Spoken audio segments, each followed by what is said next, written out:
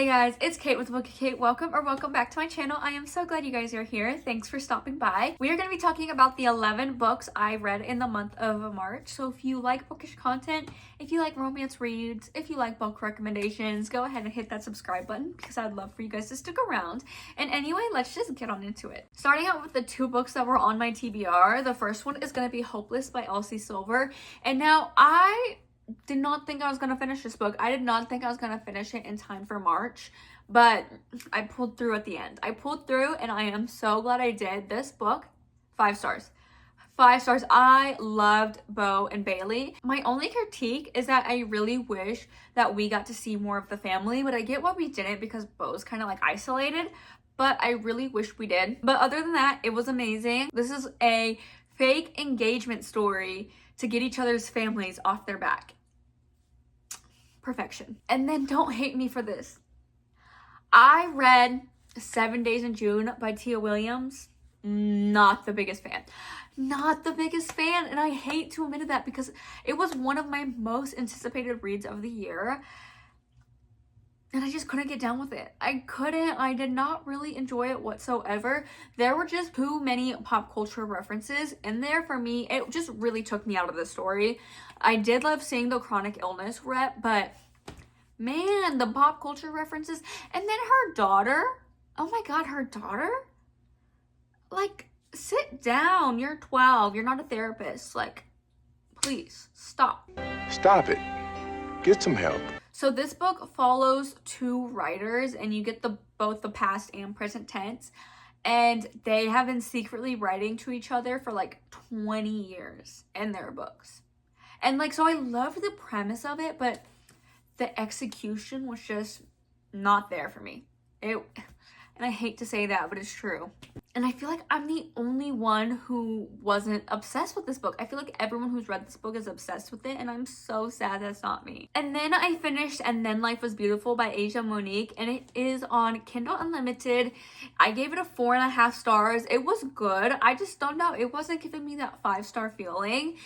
So this book is an accidental pregnancy romance, but they are actually grown.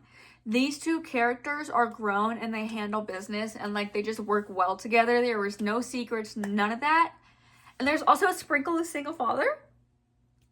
Period. It was so good. Corey and August's relationship. If you want a book with a healthy relationship, pick up this one. Pick up this one. And then I jumped right into Evil Enemy by Elle Thorpe. And now this was a solid 3 stars book. It was nothing to write home about. I just picked it up because I was in the mood for romantic suspense. And this book was not giving. This book was definitely not giving what it needed to give, but I finished it because I really thought it was going to get better. And I mean, it wasn't bad by any means. It was just that all the romantic suspense stuff that happened in this book was really setting up for book 2, which is fine, but it wasn't what I needed in the moment. My gripe with this book is that it really needed to be at least 50 pages longer. That's crazy to say nowadays because we're in the year of 600-page romance novels. So it's crazy to think that I am over here saying a book needs to be longer, but this one truly does because there's so much that happens that we really can't explore anything because it's so short. And we didn't really get to see the relationship between the 2 main characters grow. It kind of just happened. Like, I needed something more. It is a cop and a stripper romance. I feel like this book, it had like the second book syndrome, but it was just book number 1, you know? You know what I'm saying? Like, it's just kind of filler. It wasn't even a lot of world building, you know? So we'll see. I am curious. It ends on a cliffhanger, so I am curious as to what's gonna happen, but I don't think I'm gonna pick up the second book anytime soon. And then we have Unsteady by Peyton Corinne, and now I loved this book. I loved this book. 5 stars, 100%. This book follows a hockey player and a figure skater. So Sadie, our female main character, is a figure skater and she really has a full plate. Like, she can't take on anything else. But when she sees Reese, our hero, having a panic attack on the ice, she like steps in to help, and it was just so good. And honestly, you cannot convince me that the author did not write this book after watching Shameless, because you'll know why, but down to the youngest brother being named Liam. Like, literally, I feel like Sadie was Fiona and Liam was Liam, and you know, like, maybe the brother was Debbie, or maybe Carl, you know, like, definitely Shameless going on there. Like, we even had a Frank Gallagher, you guys. And then after Unsteady, you know, I had to hop right into Unloved, and this book also 5 stars. It was so good. Like, it was just perfect. People are already saying this is going to be one of their top books of the year, and I definitely agree. So this book follows Sadie from book 1, her best friend Ro, and Freddie, a teammate and friend of Reese from book 1. And we kind of get little trickles of their relationship in Unsteady, and so I was so happy to see it here. I was upset that Bennett's book wasn't going to be second, but now I'm not upset anymore. Now I'm not upset. I've moved on. I just want Bennett's book even more now. This is a tutor relationship. So Ro is Freddie's tutor, and she's always had a crush on him, and he's just such a cinnamon roll. He's so sweet. I just love him so much. I love him more than Reese, and I didn't think that was possible. This book has disability representation because Freddie has a learning disability. He has dyslexia and dyspraxia or something, the one where the numbers move. He has that, and all of his college tutors were shit. Like, he had no one in his corner fighting for him and his learning disability until Ro comes along, and she stands up for him with her whole chest, with everything in her. Oh, so good. Loved them both. Like, I was worried it was going to be too long.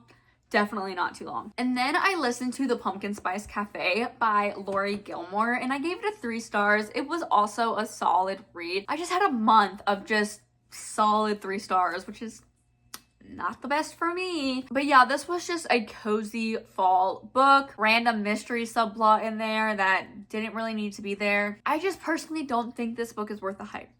Am I gonna run out and buy the second book?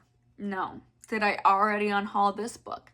Yes. And then we have Revive Me Part 2 by JL Seegars. This book, I don't want to talk too much about it because there are 3 books that follow the same couple. This is book number 2, and it just continues on with their relationship and like where they are 5 years down the line from the end of book 1. It was also 3 stars.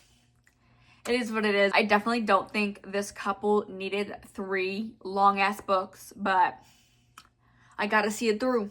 I gotta see it through, my boy. And then I read Deep End by Ali Hazelwood. This is her new book. I read it because a book club I'm joining, this is their April pick, and so I decided to pick it up. And this book was good. It was a 4.5 stars. It follows Scarlett and Lucas. Scarlett is a diver for the Stanford Diving Club, diving group, whatever. Lucas is on the swim team.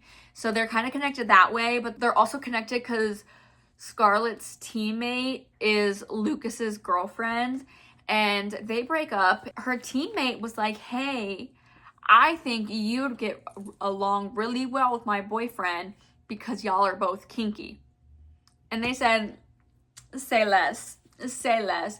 And we really see their relationship grow, like from their friendship to just being about sex to really everything. Lucas, he could be my book boyfriend any day. People really don't like Penn in the book. I think Penn was needed. I think she had just enough screen time because she, like, people don't like that she played such a big role in the book, but honestly, what do people think? What do people think? You know, like, she set them up and they were each other's best friends. Like, also, people were mad about how spicy it was. Y'all see this cover? Hello, of course it's gonna be spicy. Like, It's a cow farm. There's gonna be cows outside, you know? Like, duh. And then I needed a new audiobook to listen to, so I picked up Wild for You by Kristen Proby. And I had no clue that this was a spinoff for the With Me in Seattle series, which I read a long time ago when I was still in high school. It was good to see those characters again. I was like, wait a minute, these people sound familiar. Don't get it twisted, like, it might be second gen, but they really don't have much to do with each other. This is going to be a romantic suspense. And if you've read this book by Devony Perry, same thing. It's the same thing. If you like romantic suspense that is small town, like predictable, pick up this book. It was really good. It's just I really couldn't give it more than 3 stars because I've read it before. Like, it was nothing groundbreaking, nothing new. Not gonna reread it. But this is a single dad nanny romance. And then lastly, I read Our Secrets and Stars by Maisie Myers, and I gave this book 4 stars. It follows Holden and Kinsley, and they are prison pen pals. Yeah, with a virgin hero. Yeah. It was really good. I can't remember why. It just wasn't giving me a 5-star feeling. I really thought it was going to be 5 stars. But then when everything kind of unraveled at the end, I was just like, okay, I guess. So, yeah.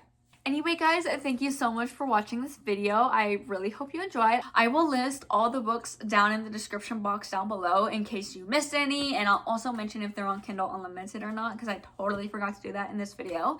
But anyway, guys, thank you so much. Let me know what books you guys have read in the month of March. And if you've read any of these, I would love to talk more about them down below. And yeah, have a great one, you guys. Bye.